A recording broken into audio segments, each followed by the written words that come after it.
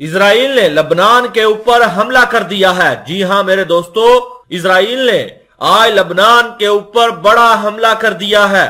پوری طرح سے اب جنگ ہو رہی ہے، لیکن آپ سب لوگ سو رہے ہیں۔ آپ سب لوگ دعا کیجئے کہ اسرائیل جلد سے جلد اس دنیا سے ختم ہو جائے، اس کا نام و نشان اس دنیا سے مٹ ہی جائے، کیونکہ اسرائیل والے جس طرح ظلم کر رہے ہیں اس نے ساری حدیں پار کر دی ہیں۔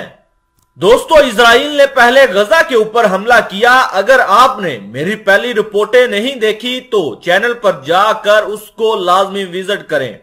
پہلے غزہ کے اوپر حملہ کیا، پھر اسرائیل نے اپنی جارحیت لبنان کے اوپر دکھا دی اور وہاں پر بھی حملہ کر دیا۔ پہلے اسرائیل نے غزہ کی پٹی پر موجود ایک ملٹری سائٹ تھی، وہاں پر ایئر سٹرائک کر کے اس کو تباہ کر دیا ہے۔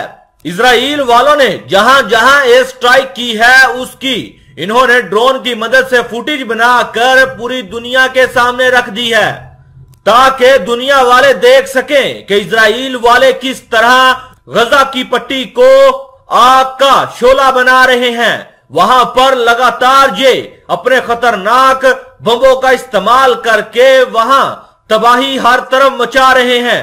جہاں آپ لوگ سب سحری کر رہے تھے، وہیں غزہ کی پٹی کے اوپر سارے لوگ چھپ کر اپنے گھروں میں بیٹھ گئے، اور یہ بتایا یہ جا رہا ہے، ایسی رپورٹ موصول ہو رہی ہے کہ کسی بھی وقت غزہ کے اوپر کوئی بڑا حملہ ہو سکتا ہے۔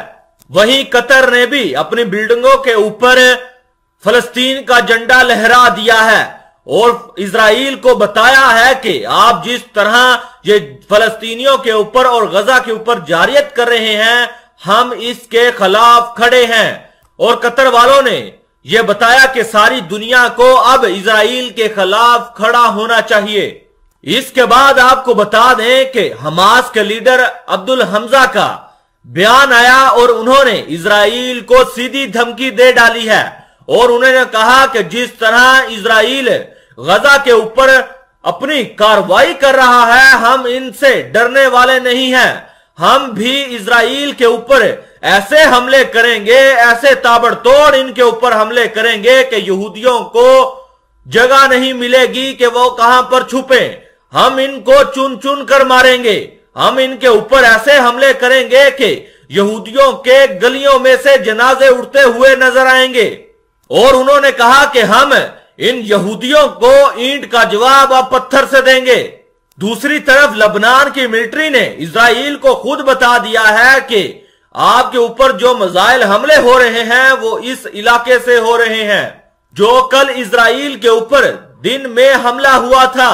میرے دوستو، جس کے بعد اسرائیل نے پھر لبنان کے اوپر میزائل حملے کر دیے۔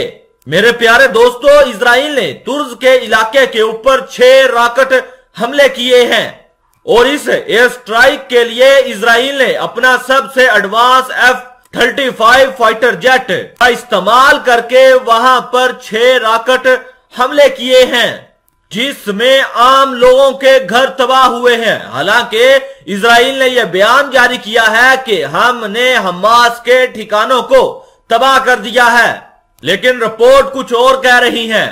ان میں حماس کے ٹھکانے نہیں بلکہ عام لوگوں کے گھر تھے، ان کو نشانہ بنایا گیا ہے۔ دوستو، آپ ان حملوں کے بارے میں کیا کہتے ہیں؟ کمنٹ میں لازمی بتائیے گا۔